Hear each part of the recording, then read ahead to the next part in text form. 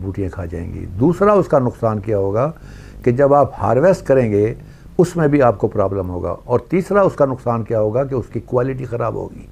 यानी कि जिस जगह पर भी आप लेकर जाएंगे वो आदमी कहेगा जी छान के लेकर आओ, और उस छान के लेके आने के अंदर आपकी पैदावार की जो औसत है वो भी कम हो जाएगी, इसलिए कि कुछ हिस्सा 10%, 15% हिस्सा वो जड़ी बूटियों में से बाहर निकल जाएगा। तो आपने जड़ी बूटियों को हर सूरत में मारना है। अब इन जड़ी बूटियों की जो कैफियत है यहाँ मैंने क्या देखी है, मैं आपसे पूछता हूँ कि पहला पानी 30 से 35 या 25 से 35 के दिन के दरमियान पहला पानी देते हैं। और जो रिकमेंडेशन है वो रिकमेंडेशन हर्बिसाइड की जड़ी बूटियों के मारने वाली दवाएं पूरे पाकिस्तान में मिन हैसुल कौम वो बताई जाती है कि पहला पानी देने के बाद वतर के अंदर आपने इस दवाई को इस्तेमाल करना है। अब बात मुशाहिदे की हो रही है। आपने नोट किया होगा कि उस 35 दिन के बाद जब आप फसल को आप स्प्रे करते हैं हर्बिसाइड को, वीडीसाइड को, तो आपने देखा होगा कि 10-15 दिन तक वो फसलें तमाम पूरे पाकिस्तान में जहाँ जहाँ वो हर्बिसाइड इस्तेमाल हुई होती है वो फसल पीली हो जाती है। और फिर आहिस्ता आहिस्ता आप यूरिया डालते हैं और आहिस्ता आहिस्ता उसका रंग फिर दोबारा नॉर्मल आ जाता है। मेरा सवाल आपके सोचने के लिए है कि एक आदमी जिसका रंग पीला हो रहा हो, जहाँ से वो गुज़र रहा हो, हर आदमी कहेगा तेनू की बीमारी है भाई, हर आदमी ये कहेगा तेनू बीमारी की है।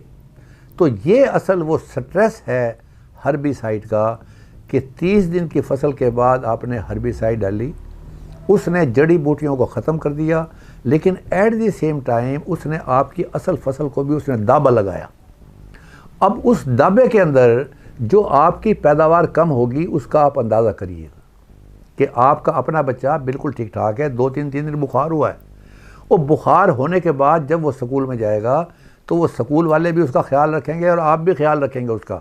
इसका मतलब ये है कि आप उतनी पैदावार नहीं ले सकते जो दाबे के बग़ैर ले सकते हैं। लिहाजा दुनिया के अंदर इसका असूल और है, और वो जो मैं इस्तेमाल करता रहा हूँ, और वो है pre emergence herbicide. Pre emergence herbicide का मकसद ये है कि आज आपने फसल लगाई और आज ही आपने उसके ऊपर स्प्रे कर दिया, कोई चीज़ नज़र नहीं आ रही, ना जड़ी बूटी नज़र आ रही है, ना गंदम नज़र आ रही है, आज ही आपने स्प्रे कर दिया। अब होगा क्या कि उस हर्बिसाइड ने जहाँ जहाँ बीज पड़ा हुआ होगा, जहाँ जहाँ किसी भी जड़ी बूटी का बीज पड़ा होगा, उसके इर्द गिर्द जो है वो एक फिल्म बना लेगी। वो बीज जर्मिनेट तो करेगा लेकिन जर्मिनेशन के बाद वो वहीं मर जाएगा। अब ये असल खूबी है इस हर्बिसाइड के नतीजे के अंदर, जो आपकी जो फसल होगी वो बिल्कुल साफ़ सुथरी होगी और वो बिल्कुल उसके ऊपर जो है वो किसी किस्म का आगे दबाव नहीं होगा। उस फसल ने आगे बढ़ना ही है। जब आप चलते हुए घोड़े को कहीं रोकेंगे तो उसके बाद दोबारा रफ्तार पे आना जो है वो मुश्किल है। और बेसिक फ़िलासफ़ी ये है कि जो भी कुछ आपने स्ट्रेस देना है वो इब्तिदा में दे दें और बाद में ना दें, ताकि बाद में फिर सिर्फ घोड़ा दौड़ता ही रहे। तो यही असल इसकी फ़िलासफ़ी है। और जो इस वक्त मार्केट में मौजूद हैं और आप तजर्बा करके देख सकते हैं, एक सिटॉम्प है पेंडिमेथिलीन इसको, और एक आइसोप्रोट्रॉन है जिसको एरिलॉन भी कहते हैं।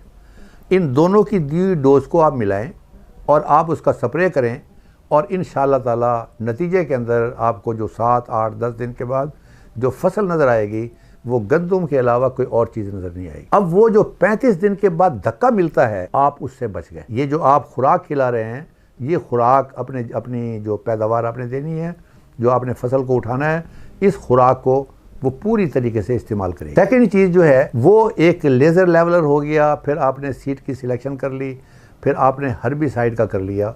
अब उसके बाद जो आएगा वो आएगा आपको लॉजिंग का अटैक। अब लॉजिंग जो है वो मैंने कभी ज़मीन को, लॉजिंग जो है अगर 2-4 बूटे नीचे गिर जाएं तो वो इस बात की अलामत है कि आपकी पैदावार अच्छी होने वाली है। इसलिए कि हमेशा घोड़े से कौन गिरता है? घोड़े से वही गिरता है जो घोड़े पे सवार हो।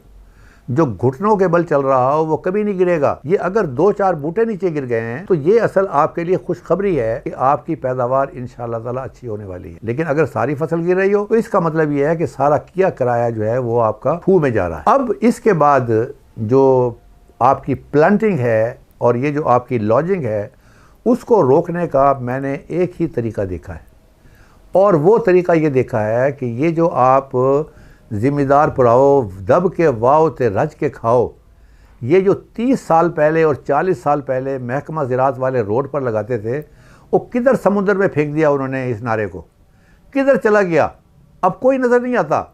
इसलिए कि लेटेस्ट टेक्नोलॉजी के मुताबिक डायरेक्ट ड्रिल, जिसे आप ज़ीरो टिलेज कहते हैं, कि बग़ैर ज़मीन को वाए हुए आपने उसके अंदर फसल लगा दी जो ही वतर में आई।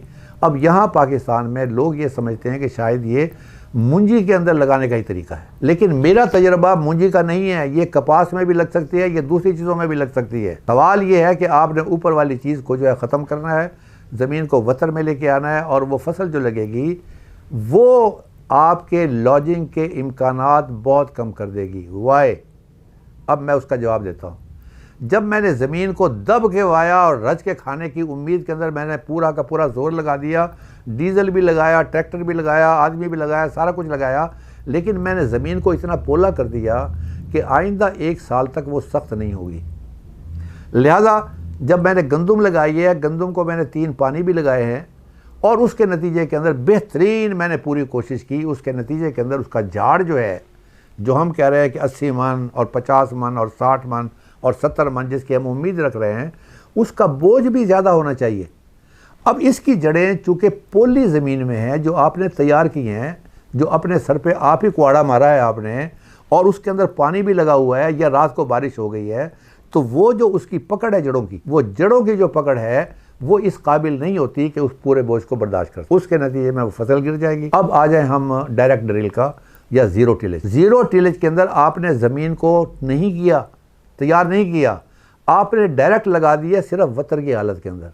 अब होगा क्या कि जहाँ तक वतर होगा वहाँ आसानी से उसकी जड़ें जाएंगी, और ज़मीन ने उसकी जड़ों को ऐसे पकड़ के रखा होगा। नतीजा क्या होगा कि जब ये हवा चलेगी और बारिश आएगी तो वो ज़मीन तो सख्त है, वो ज़मीन तो पोली नहीं है, वो आपने दब के नहीं वाया है। लिहाजा उन जड़ों की जो अपनी कोशिश से अपने आप को एस्टेब्लिश करेंगी, उनकी ताकत ज़्यादा होगी। उन्होंने अपने बलबूते के ऊपर दाएं बाएं फैलना है। उधर आपने प्रोवाइड किया उसको अच्छा माहौल कि ज़मीन को वाह के वो बड़ी आसानी से दाएं भी चली गई और बाएं भी चली गई, लेकिन यहाँ पर आपने सिर्फ पानी का ख्याल रखा है, ज़मीन को वतर में रखा है।